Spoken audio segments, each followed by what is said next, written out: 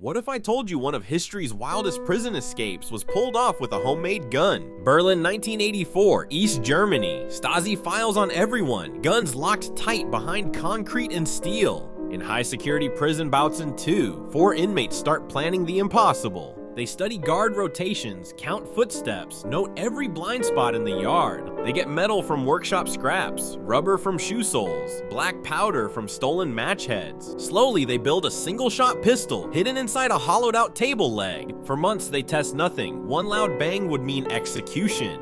December 1984, they lure a guard close inside a stairwell and pull the trigger. The shot works, the guard goes down. They grab his real gun and keys. They move fast through unlocked doors, exactly in the order they mapped. They hijack a prison van, smash through the gate, and vanish across East Germany. 40 hours later, 3 are recaptured. 1 dies in a shootout. In court, the state denies the homemade gun until investigators quietly display it, fully functional. If 4 men could build a working gun under constant surveillance, what else can desperate inmates do?